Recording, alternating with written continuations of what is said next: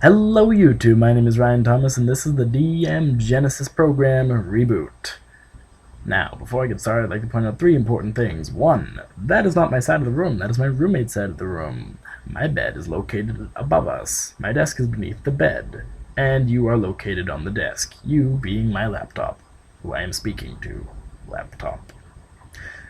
Two, I'm trying to speed things up a little bit. My last episode was 30 minutes long and wasn't particularly interesting. I'm going to try and fix that. I apologize. Three, I need a haircut. Four, three things.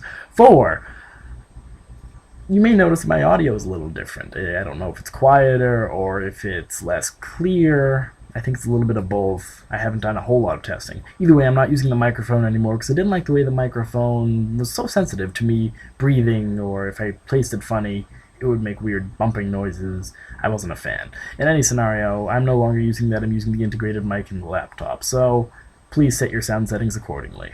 Now, with brevity in mind, this is episode 2, Baby's First Dungeon. In this episode, as you can guess, I'm going to explain to you how to create a dungeon for your campaign, whether it be Pathfinder, D&D, or that such thing. Now, what you're going to need, because I'm a very hands-on guy, I like to do this myself, you're going to need, for my way, graph paper and a pencil. Low materials, low cost. There are other ways to do dungeons besides what I'm going to show you. You can just type in dungeon generator online.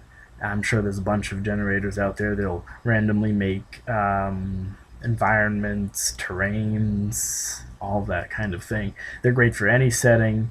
I personally like to do it myself rather than rely on a tool that's a bit silly. I like to do it myself. I'm hands-on. So, I'm going to be showing you that way. I learned from my father, who was a old school D&D type from the Gygaxian era, is when he started playing. So, I learned it from him. I'm passing it on to you guys. Here you go. Now, first thing you're going to get, graph paper, pencil, all set. Now, let's say we are chasing down bandits.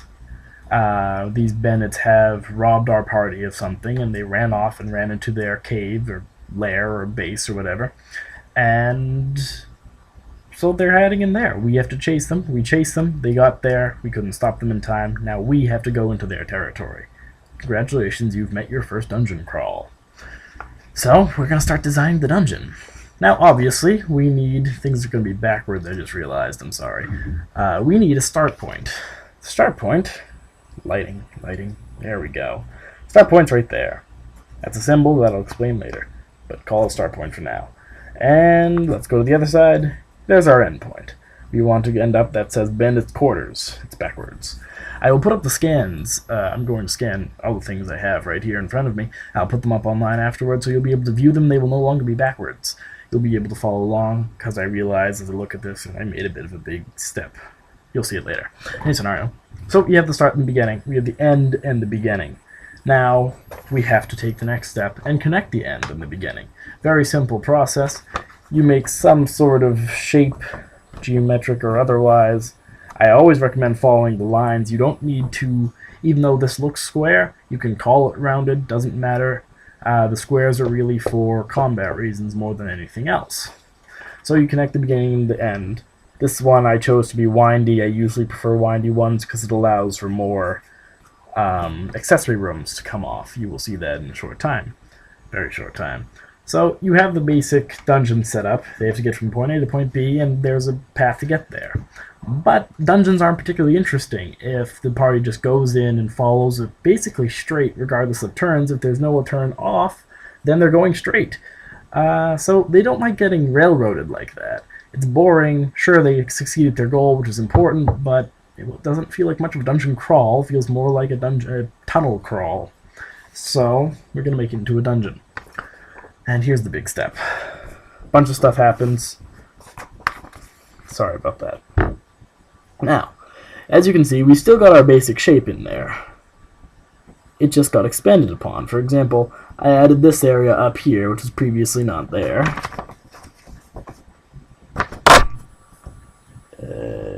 Backwards, upside down. Either way, I added this section. I added rooms to that. I added a little thing there, I'll explain later. I added a section down here, I added a little bump there. I changed a few dimensions, but not a big deal. Basically, the path is still in there. I added some lines and shapes, which I'll explain in a moment. For now, once you make all of these rooms, and you do whatever you want to do with them, whatever order you choose to take at this point is fine by you, as long as you know what you're doing. I like to add this shading in, because my eyes, me personally, I'm not great with, if this is left blank and I glance down at it, I'll end up sending them into the abyss. I need to fill it in for my own good. So I fill it in. I don't work too hard at it, but just enough so I can differentiate what is pathway and what is not. Then I start adding things like doors, which you can see there, and there, and there, and the slightly different ones are there. Either way, I'll explain the symbology, I guess, as I go. Why not? There also is another separate section which will go up on my scans, and it explains the symbology as I use it. I learned my symbology from my father, and I pass it on to you. But this is a door. It's a line that comes off of what would have been a wall, and there's a little arrow pointing at it which indicates the direction the door would open. For example, this one, if you're standing right here, door opens into the room. This is an S which goes through a line. That indicates a secret door. Backwards. This is really not working. Either way, it's a secret door. So let's say your party is passing by this secret door on their way to fight the bandits in their quarters. They pass here, and the wizard says, "Oh, I seem to have noticed a crack in the wall." And they explore, and they realize there's a secret passageway here. They can cross there, which allows them to skip over the bandits, which are lying in wait right there. Very helpful. Sometimes. Depends on if you want loot or experience or such. A locked door is right here. I just put an L through the door. Oddly enough, no matter what orientation the door is on, the L can still go through it in some way, shape, or form, because that's the way an L works. You'll notice when you're building one. The little subscript is just because there's only, I always put the subscript there. Basically, if there are multiple keys, then key 1 would open this door. L subscript 2, key 2 would open that door.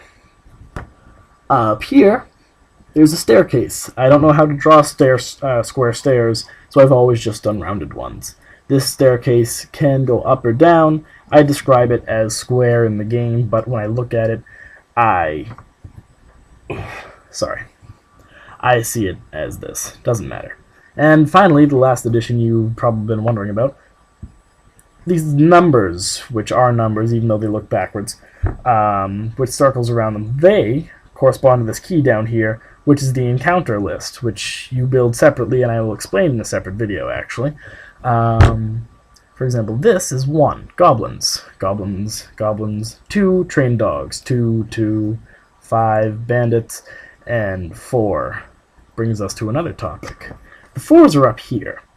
And you may notice a slight difference in this passageway than from this passageway. Notably that this one is only 1 in width. 1 square in width.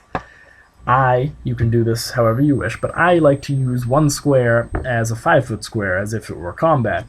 And that means the party can only move single file through this slim passageway. It also means they come single file through the door.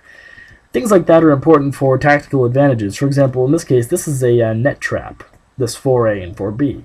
4A is the trigger for the trap, and 4A is when the trap falls. Fighter reaches this point, and the trap falls on not only the fighter, but everyone behind him. Bandits probably come spilling out of that door. So that's the kind of thing you want to keep your eye on, the sizing of your dungeon. I mean, at the end of the day, they probably do not see your map, because otherwise they'd see secret stuff. If they see your map, you've got problems. But you don't want them to, so you keep that from happening. So, worst case scenario, you change something on your map without actually telling them, because, oh shoot, I screwed up. I made that 2 spaces long when I needed it to be 1. You just say, yeah, you go through a corridor that you can only fit single file through. It doesn't match your map, but it doesn't matter, you're the DM. So, I'm hitting my 10-minute mark, so I have less than 2 minutes. As I said, all the scans are going to go up online. There's a bunch of symbols here. There's the lighting. This is all going to go up online. That is essentially your first dungeon. Feel free to check out the scans. You can steal the dungeon if you want. I whipped it up in 5 minutes. It's not a big deal. I'd recommend following along with the process and doing it yourself. Personally, I don't think... Yeah. I don't think it's worth using generators, because I like to have the ability to draw everything out and let my ideas kind of flow, which is why I have these on when I'm building dungeons. It allows me to really kind of follow, set my own mood in the dungeon. I don't like randomness. I like dungeons to have a feel to them, but that's a squishy topic I'll get into probably never. In any scenario, I have about less than a minute. So, this has been DM Genesis. I am your host, Ryan Thomas. Oh god, my speech is falling apart. So, if you like this video, please like it, or thumbs up it, or 5-star it, or whatever YouTube uses these days to show that you approve of a video. Comment on it, send me a message, send me a video. I love all that stuff. Anything that forces me to respond to you is good, because I've been very busy lately and I haven't had time to put up videos. I would like to. Please make me put up videos by forcing me to respond. So, that hits all my topics. And I have 10 seconds. This has been Ryan Thomas in the DM Genesis program. Thank you for watching. Goodbye.